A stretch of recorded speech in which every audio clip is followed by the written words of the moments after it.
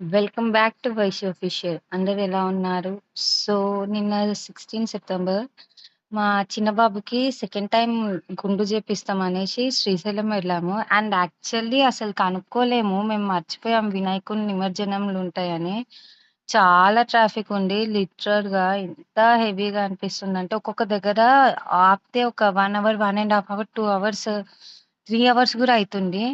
So, మేము forest రూట్‌లోకి enter గానికి morning 5కి స్టార్ట్ అయితే 7:30, 8 కల్లా గేట్ దగ్గరున్నాము. ఆ గేట్ నుంచి లోపటికి ఫారెస్ట్ రూట్‌లోకి ఎంటర్ గానికి మాకు మాక్సిమం 2 అవర్స్ టైం పట్టింది. అండ్ ఆడికెళ్ళి సాయాని డ్యామ్ దగ్గరికెళ్తే అక్కడ గూడా ఒక 1 ½ అవర్, 2 అవర్స్ ఆడనే స్పెండ్ చేయాల్సొచ్చింది ఆ డ్యామ్ సైడే.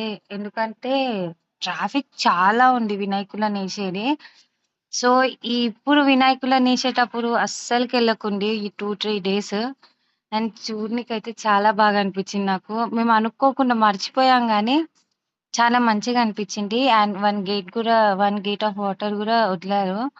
సో, మీ అందరూ మర్చిపోకుండా వెళ్ళొద్దు. అండ్ ఆల్సో నేను శ్రీశైలంలో దర్శనం గూడా చాలా కష్టమైంది గానీ తెలిసినోళ్ళుండే. సో, తొందరగా అయిపోయింది. ఎళ్తే మాత్రం తెలిసినోళ్ళున్నప్పుడే ఎళ్ళండి. ఎందుకంటే చాలా హెవీ రష్ ఉందిప్పుడు.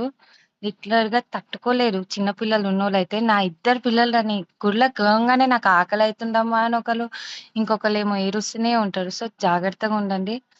అండ్ మెయిన్ ఏమైనా ఒకేషన్స్ ఉన్నప్పుడైతే ఇట్లాంటి ఏ ప్లేసెస్‌కైనా సరే పిల్లలని తీసుకొని ఎళ్ళకండి. మనం ఉండలేము.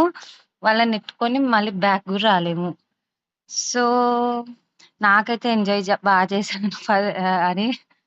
అండ్ వినాయకులనేసేటప్పుడు మా బాబుని లేపాను. ఆడ పండుకున్నాడంటే మార్నింగ్ 6కి అంటే ఆ వినాయకులనేసే దగ్గర లేపాము. చాలా ఎంజాయ్ చేశారు పిల్లలు గూడా.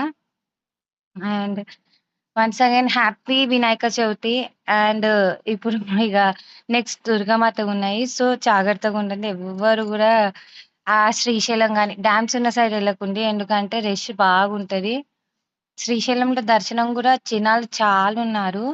So, pre bookings చేసుకున్నోళ్ళు Ale ఎళ్ళండి. And happy journey. ఇప్పుడు ఎంతమందికి పిక్నిక్ అంటే గుర్తుంది. కుర్కురే టైప్‌లో వస్తది కదా! సో, నాకు చాలా ఇష్టం పిక్నిక్ అంటే. అండ్ మా పిల్లలకు కూడా ఇష్టము. నేనే బాగా అలవాటు చేశాను.